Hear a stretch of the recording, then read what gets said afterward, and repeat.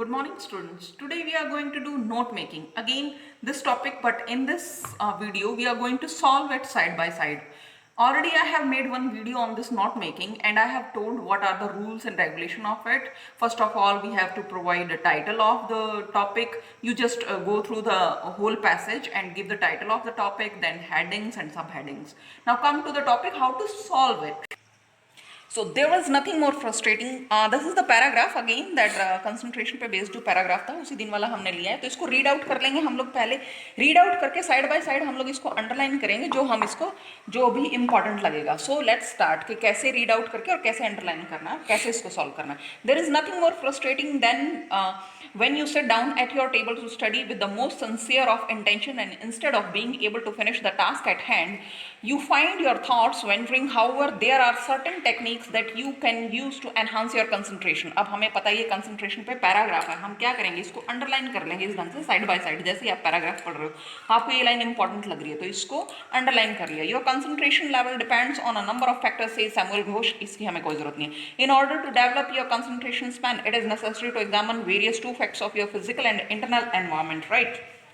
Physical internal environment, इसको भी अगर आपको इंपॉर्टेंट लग रहा है तो इसको अंडरलाइन कर सकते हो. To begin with one should attempt to create the physical environment that is conducive to focused thought, whether it is the radio, TV और योर नॉइजी नेबर्स. अब ये एग्जाम्पल्स इन्होंने दिए हुए हैं कि क्या क्या जो हैं हमारे इसमें ये बता रहे हैं कि किस किस वजह से कंसंट्रेशन में प्रॉब्लम होती है, कि नॉइजी नेबर्स हों, रेडियो टीवी हों. इस तरह से हम इनको अंडरलाइन कर लेंगे, हमें ये साथ के साथ इंपॉर्टेंट लग रहे हैं.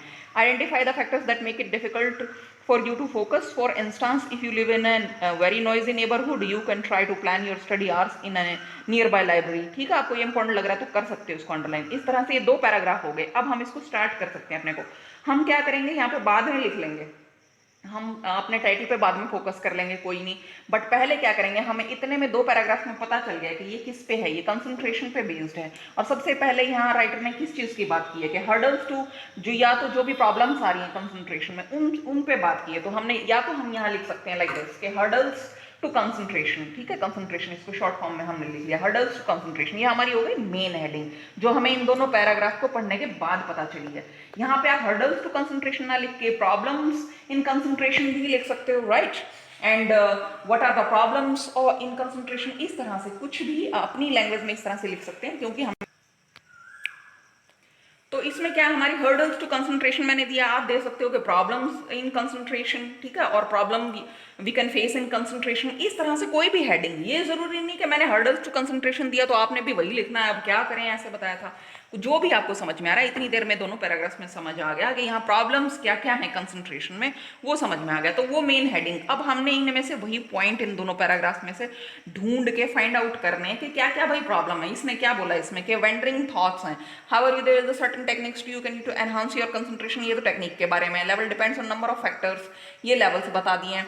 एग्जामिन फैक्टर्स, फिजिकल या एनवायरमेंटल जो फैक्टर्स होते हैं वो होते हैं. अच्छा, इसमें क्या क्या प्रॉब्लम्स होती हैं इसने बताया कि फिजिकल एनवायरमेंट है, कंड्यूसिव फोकस और रेडियो टीवी होते हैं, ये हमें परेशान करते हैं. तो इसमें हम क्या दे सकते हैं, मान लो मैंने यहाँ दिया है वेंडरिंग थॉट्स. इससे पता चल रहा है कि हमें ये दोनों पैराग्राफ पढ़ के कि जो दिमाग का अगर विचार इधर से उधर घूम रहे हैं तो वो भी एक जो है प्रॉब्लम है. तो इसलिए मैंने यहाँ वेंडरिंग थॉट्स दे दिया अपनी लैंग्वेज में. हालांकि इन दोनों से पढ़ के मुझे पता चला है कि ये आइडिया है. अगर आपको नहीं समझ में आ रहा है ये आइडिया, कोई बात नहीं, मैंने यहाँ 4 पॉइंट दिए, आप 2 दे दो, 3 दे दो पॉइंट्स.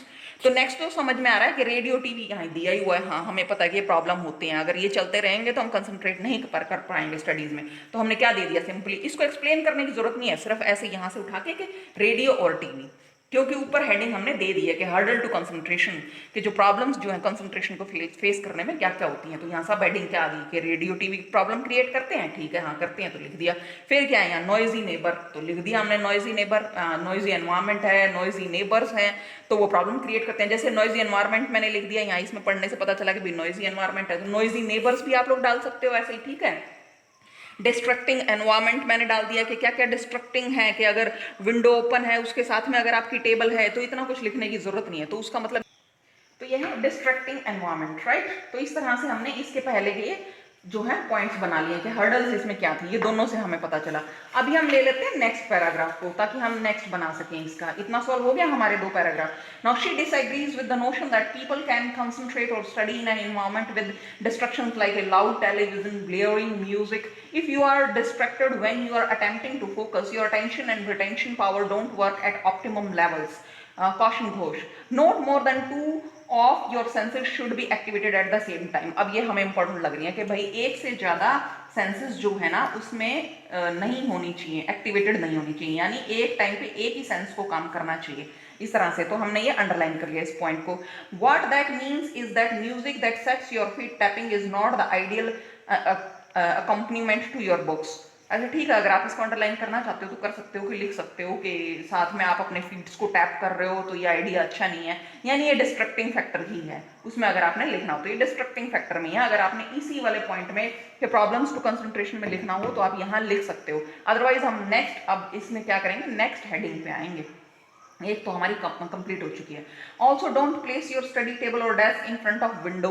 इंपॉर्टेंट है भाई, डिस्ट्रक्शन जो है वो क्रिएट करेंगे अगर हमारे विंडो के पास में अगर है तो study table. While there is no cure for a mind that wants to wander. अच्छा, माइंड वेंडरिंग, या आप कर सकते हो इसको अंडरलाइन कि mind vendors that right should try and provide as little stimulus as possible. Looking out of the window when you are trying to concentration.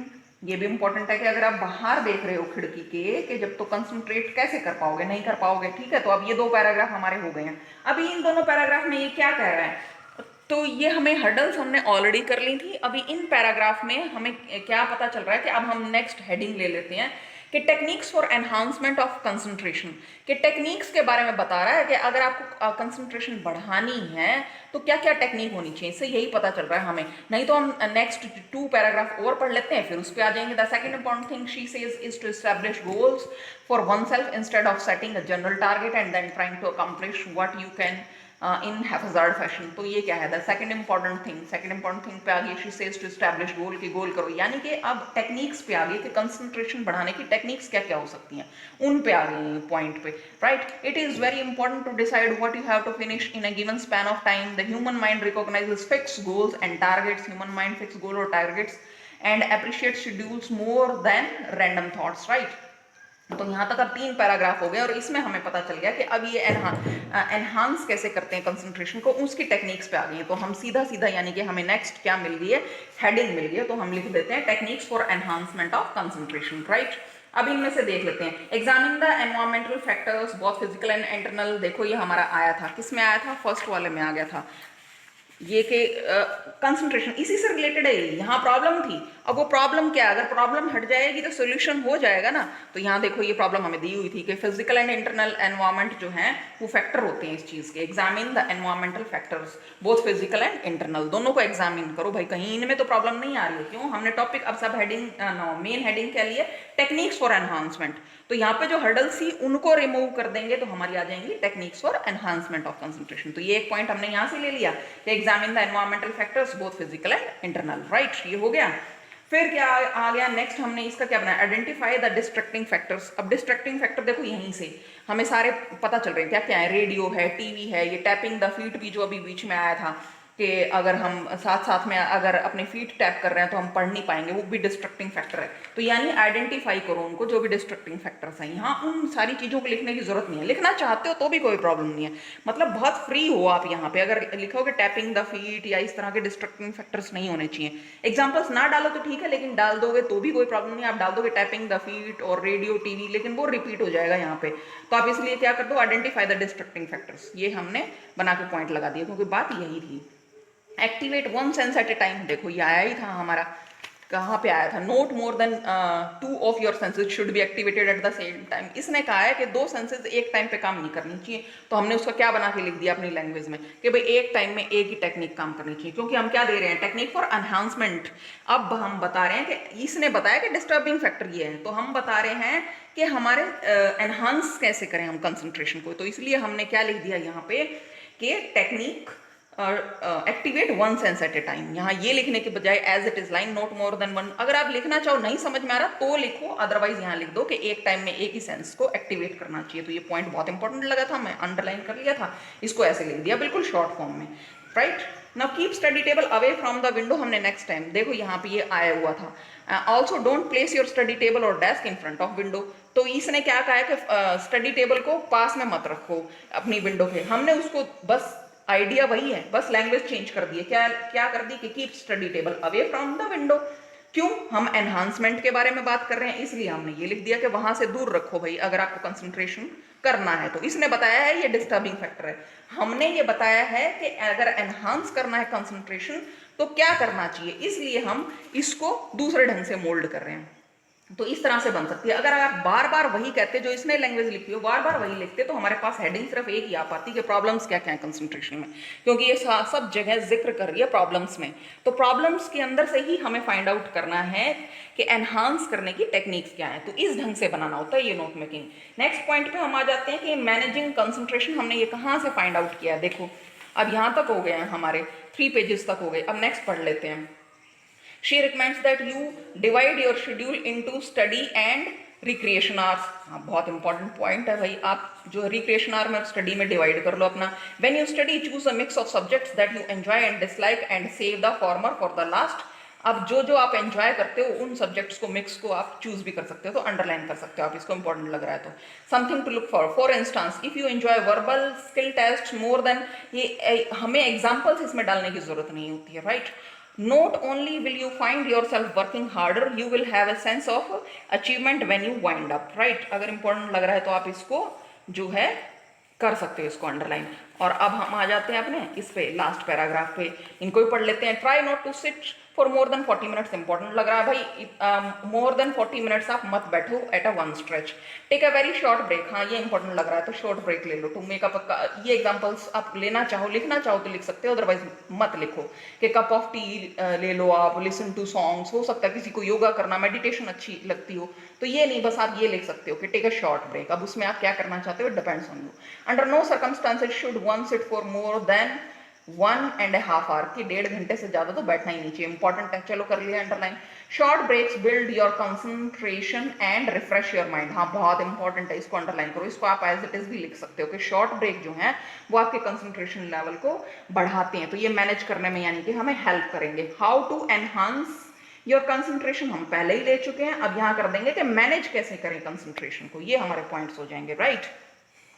अब करते हैं more than anything else don't. मैंने उसमें बताया था कि लास्ट का जो पैराग्राफ है तो बहुत इंपॉर्टेंट होता है। More than anything else don't get disheartened, concentration is merely a matter of disciplining the mind। आप देखो लास्ट पैराग्राफ मैंने उसमें ही बताया था लास्ट वीडियो में कि बहुत इंपॉर्टेंट होता है, तो नो डाउट ये बड़ी इंपॉर्टेंट लाइन्स आ गई, अंडरलाइन कर लो। It comes with practice and patience, बहुत इंपॉर्टेंट लाइन है, हर चीज के लिए प्रैक्टिस चाहिए पेशेंस भी चाहिए। And does not take very long to become a habit for life, right. अब ये हमारा सारा का सारा पैसेज हो गया। अब हमने क्या करना है, इसमें हमें क्या पता चल गया, पहले वाले में प्रॉब्लम्स आ गई थी, दूसरे में कैसे एनहांस करें, अब तीसरे में हम क्या कर देंगे मैनेजिंग कंसंट्रेशन के कैसे मैनेज किया जाए। Establish specific goals rather than general targets. अब इसमें पूरे में जो इसने बात की है वो यही की है कि जनरल टारगेट्स के बारे में हम लोग जो है ना वो बात करेंगे, राइट।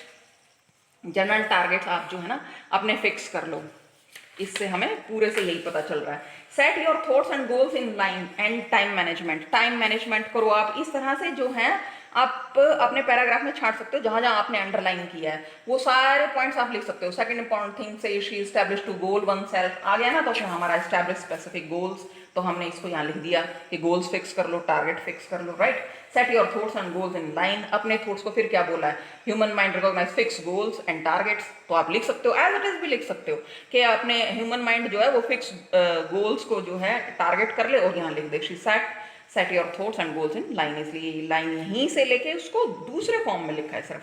टाइम मैनेजमेंट, सारे में किस चीज की बात हो रही है कि टाइम को मैनेज करना सीखो, एंड तक यही बात हो रही है। क्यों हो रही है कि टाइम को मैनेज करना सीखो, इसने बोला था कि 40 मिनट से ज़्यादा हमें लंबा नहीं बैठना चाहिए, 1.5 घंटे से ज़्यादा बिल्कुल नहीं होना चाहिए, शॉर्ट ब्रेक्स नहीं लेने चाहिए, वो भी आप इसमें लिख रही, यानी ये किस चीज़ की बात हुई, टाइम मैनेजमेंट की बात हुई।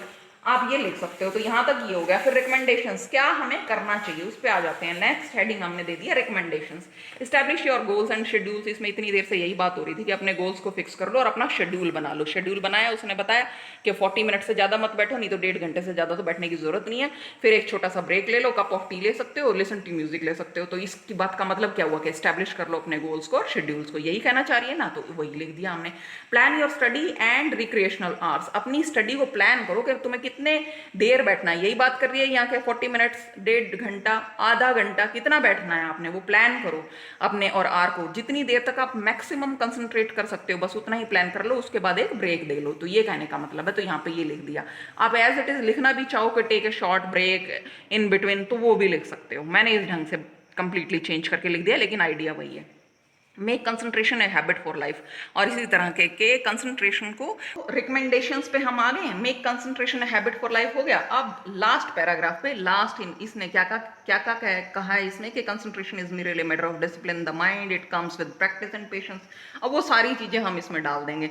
Last paragraph is very important, मैंने बताया था, लास्ट 2 स्पेशली। तो उन्हीं में से अब हमें क्या है कि अल्टीमेट हेल्प किस चीज़ से मिलेगी। मैंने इसमें हेडिंग दी अल्टीमेट हेल्प, या finally what we have to do. आप इस तरह से हेडिंग दे सकते हो। अल्टीमेट हेल्प लिखा, जरूरी नहीं आप इसी ढंग से आप लिख दो कि finally what we have to do, यहाँ लिख सकते हैं finally what we have to do, right. तो अब हमने क्या, डोंट गेट डिसहार्टन्ड, के परेशान होने की जरूरत नहीं है अगर कंसंट्रेशन नहीं कर पा रहे तो। डिसिप्लिन द माइंड, अपने माइंड को डिसिप्लिन करो। प्रैक्टिस एंड डेवलप पेशेंस, वो देखो इसमें लास्ट में आया था, develop make comes with practice and patience. तो मैंने कहा था ये बहुत इंपॉर्टेंट है। तो एज इट इज इसको यहाँ के कि practice and patience is very important, यहाँ लिख दो। फिर हमारी लास्ट में क्या आ जाती है कि इन सारे जो हमने एब्रीवेशंस यूज की थी, लिस्ट ऑफ एब्रीवेशंस को CEN लिख रहे थे हम, कंसंट्रेशन के लिए, एनवायरमेंट के लिए, फिजिकल के लिए, एंड के लिए, ये इस तरह से ये हमने एब्रीवेशंस दे दिए हैं। और फाइनली अगर समरी मांगी गई है तो समरी, तो इसमें से आप जो है एज इट इज उठा के पैराग्राफ जितने आपने अंडरलाइन किए थे उन सब की एक खिचड़ी पका के समरी लिख दो 80 वर्ड्स के, और कोई टेंशन नहीं है। जितना आपने इतनी देर में अंडरलाइन किया सारा यहाँ उठा के समराइज करके लिख दो 80 वर्ड्स में। Clear? So this is your note making. Thank you.